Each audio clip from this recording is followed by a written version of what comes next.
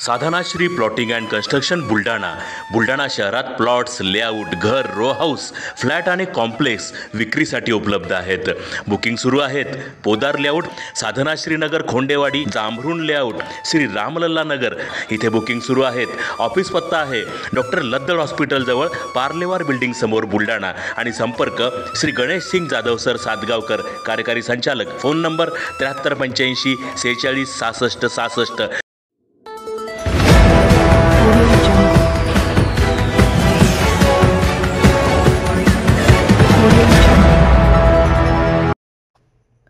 पहा, केस गळती प्रकरणी जिल्हाधिकाऱ्यांनी काय केले आवाहन. आंघोळ न करणे, वैयक्तिक स्वच्छता न ठेवणे या बाबी टाळा. जिल्हाधिकारी डॉक्टर पाटील. जिल्ह्यातील शेगाव तालुक्यातील काही गावांमध्ये 181 तर नांदुरा तालुक्यातील वडनेर, भोलजी सर्कलमधील काही गावांमध्ये 7 असे एकूण 188 केस गळतीचे प्रकार आढळून आले आहेत. मागील 15 दिवसांपासून नागरिकांची अचानकपणे केस गळतीच्या प्रकाराला सुरुवात झाली आहे. त्यामुळे संपूर्ण आरोग्य यंत्रणा हादरली असून केस गळतीचे ठोस निदान होत नसल्याने ICMRचे डॉक्टर्स व शास्त्रज्ञांची टीमही बाधित गावांमध्ये पोहोचली आहे. येथील विविध वस्तू, खाद्यपदार्थ, पाणी, शरीरावरील केस, नख आदींचे नमुने आरोग्य विभागाने घेतले असून त्याचे अहवाल येणे अजून बाकी आहे. तथापि भीतीपोटी या भागातील काही नागरिक आंघोळी करणे टाळत आहेत. शिवाय वैयक्तिक स्वच्छताही बंद केल्याचा प्रकार निदर्शनास आलेला आहे. हा प्रकार चुकीचा असून नागरिकांनी कुठल्याही अफवांना बळी न पडता दैनंदिन आंघोळ आणि शरीराची वैयक्तिक स्वच्छता ठेवण्याचे आवाहन बुलढाण्याचे जिल्हाधिकारी डॉक्टर किरण पाटील यांनी माध्यमांशी बोलताना व्यक्त केले आहे.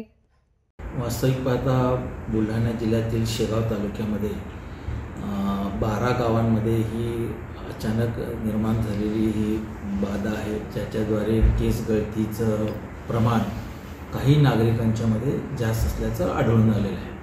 सद्यस्थितीत एकूण 180च्या सुमारास पेशंट्स असून या सर्वांना आपण अँटीफंगल, विटॅमिन्स या वेगवेगळी औषधं डॉक्टरांच्या सल्ल्याने आपण ती चालू करण्यात आलेली आहे.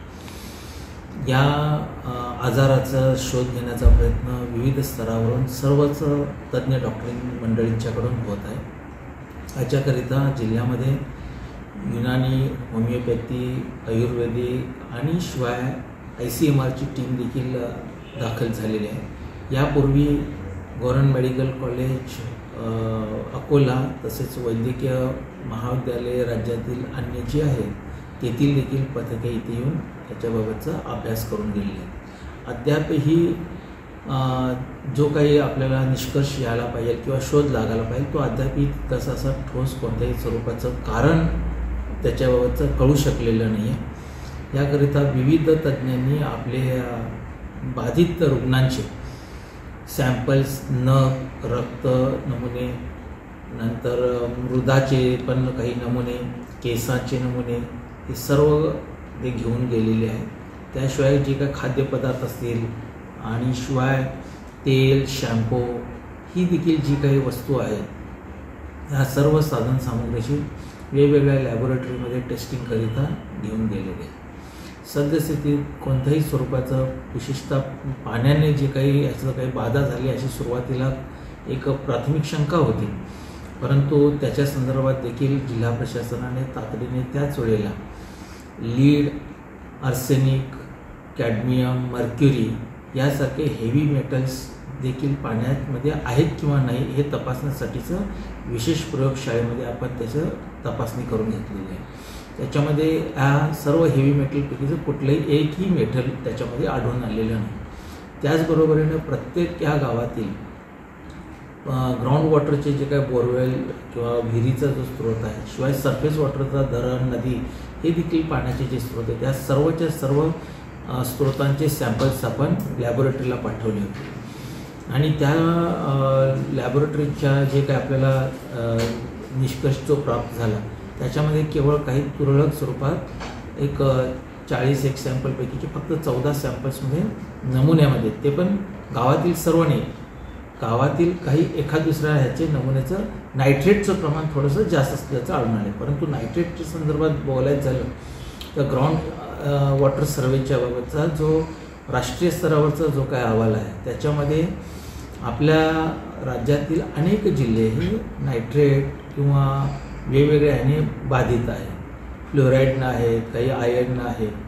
परंतु हे नायट्रेट काय आजच काय वाढलेलं प्रमाण आहे आणि त्याच्यामुळे बाधित होत आहेत अशातला कुठला भाग नसून एक दीर्घ कालावधीपासून अनेक वर्षांपासून तो जो काही भाग आहे तो विशेषतः पाणी जे काय आहे क्षारयुक्त असल्याचं अनेक ठिकाणी ते आपल्याला वेळोवेळी आढळून देखील आहे. ते सर्वांना कल्पना देखील आहे. म्हणजे पूर्वपरंपरापासून त्या पाण्याचा वापर देखील होत आला आहे. त्यामुळे अचानकच नायट्रेटचं प्रमाण वगैरे वाढलं किंवा ते प्यायला पाणी अयोग्य आहे असं आपल्याला म्हणता आहे. प्यायला पाणी अर्थात ते अयोग्यच आहे. नायट्रेटचे नमुने जे आले आहेत जास्त होताचे ते तर आपण सांगितलेलंच आहे सर्व नागरिकांना की त्याचा वापर पिण्यासाठी करू नये. परंतु अन्य अनेक सोर्स आहेत ज्याच्यामध्ये नायट्रेट आढळून आलेलं नाही आहे. तर त्या पाण्याचा वापर आपण पिण्यासाठी आंघोळीसाठी निश्चितपणे आपण ते करू शकतो आणि त्याचा वापर व्हायला पाहिजे. आणि केवळ अशा भीतीपोटी आंघोळ न करणे, वैयक्तिक स्वच्छता न ठेवणे या बाबी पूर्णतः टाळणं आवश्यक आहे. आणि स्वतःची वैयक्तिक शिवाय सामूहिक स्वच्छता आणि आरोग्य हे जोपासणं अत्यंत गरजेचं आहे. त्याचबरोबरीनं सकस आहार घेणे, मल्टीविटॅमिन्स प्राप्त करून घेणे आपल्या शरीराला खूप आवश्यक आहे. कारण त्याचा थेट संबंध केसाच्या वाढीसाठी आणि पोषणाशी संबंधित आहे.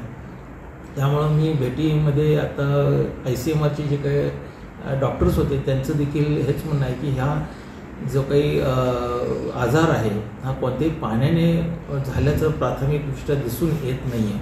आणि त्याच्याबाबतचं काय नेमकं कारण आहे तर याचा पुढील काही कालावधीमध्ये नक्कीच शोध लागेल. आणि याचे प्रयोगशाळेतून वेगवेगळ्या ह्या रक्ताचे, केसांचे जे काही नमुने घेतलेले आहेत, नखाचे घेतलेले आहेत तर त्याचा अहवाल प्राप्त झाल्यानंतर त्या बाबतीत पुढील योग्य ती कारवाई करण्यात येईल. पण तुर्तास अँटीफंगल ट्रीटमेंट चालू आहे.